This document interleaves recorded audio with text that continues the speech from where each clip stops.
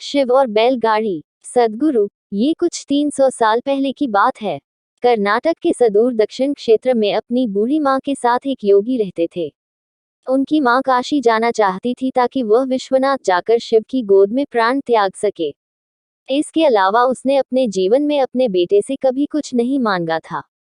उसने कहा, मुझे काशी ले चलो, मैं बूढ़ी हो रही हूँ, मैं वहीं जाके मरना चाहती हूँ।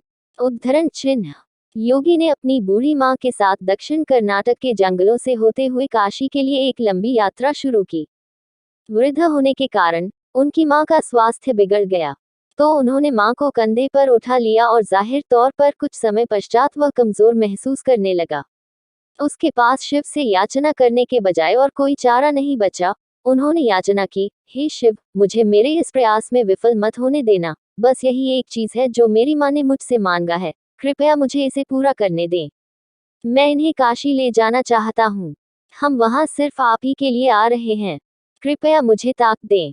तब जैसे ही उन्होंने चलना शुरू किया तो पीछे से एक घंटी की आवाज सुनाई दी, जैसे कोई बैलगाड़ी आ रही हो। उन्हें धुंध से उबरती हुई एक बैलगाड़ी दिखाई दी, जिसे एक बैल खींच रहा था, जो थोड़ा अजीब था, क्योंकि एक बैल वाली बैलगाड़ी छोटे रास्तों के लिए होती है। जब सफर लंबा और जंगली इलाके से होते हुए हो तो हमेशा दो बैल ही गाड़ी को खींचते हैं, पर जब आप थके हो तो ऐसी बारीकियों को किसे परवाह। गाड़ी नजदीक आई, पर वे चालक को नहीं देख पाए क्योंकि चालक लबादे में था और बाहर धुंध भी थी। अचानक सब ने देखा कि वह खुद वहां नहीं थे, सिर्फ उनके कपड़े ही दिखाई पड़ रहे थे। वे दक्षिण भारत के महान संत बने। जहां भी वह जाते लोग उन्हें बिना चेहरे वाले योगी के रूप में लोग जानते थे। मेरी माँ बीमार है, क्या हम आपकी खाली गाड़ी में यात्रा कर सकते हैं? उन्होंने कहा। अंदर बैठे व्यक्ति ने सिर हिला के हाँ कहा। वे दोनों गाड़ी में बैठ गए और बैलगाड़ी आगे चलने लगी। कुछ समय बाद योगी का ध्यान इस ओर गया कि जंगली रास्ता होने के बावजूद भी बैलगाड़ी बहुत आसानी से आगे बढ़ रही थी। तब उन्होंने नीचे देखा और पाया कि पहिए घूम नहीं रहे हैं। वे रुके हुए थे, पर गाड़ी आगे बढ़ रही थी।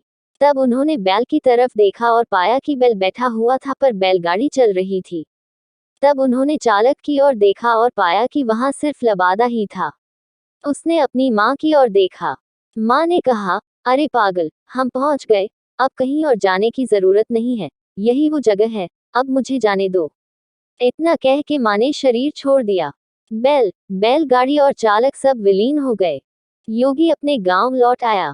लोगों ने सोचा, यह इतनी जल्दी लौट आया है, ये अवश्य ही अपनी माँ को कहीं छोड़ के आया है, यह उसे काशी नहीं ले गया। उन्होंने उसे पूछा, तुम अपनी माँ को कहाँ छोड़ आए? उसने उत्तर दिया, हमें वहां जाना नहीं पड़ा, शिव खुद आए थे हमारे लिए। क्या बकवास है, उन्होंने कहा। योगी ने उत्तर दिया, मुझे फर्क नहीं पड़ता कि आप क्या सोचते हैं, वे आए थे हमारे लिए और यही सच है। मेरा जीवन ज्योतिर्मय हो गया है, यह मैं अपने अंतर में जानता हूँ, अगर आप नहीं मानते तो यह आप जाने।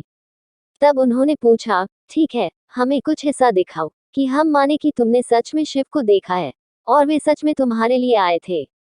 योगी ने कहा, मैं नहीं जानता, मैंने उन्हें नहीं देखा, मुझे सिर्फ एक लबादा दिखा, वहां कोई चेहरा नहीं था, वहां कुछ नहीं था, वह खाली था। दोस्तों, मेरे वीडियो लाइक और चैनल को सब्सक्राइब जरूर कीजिए। नमस्कार।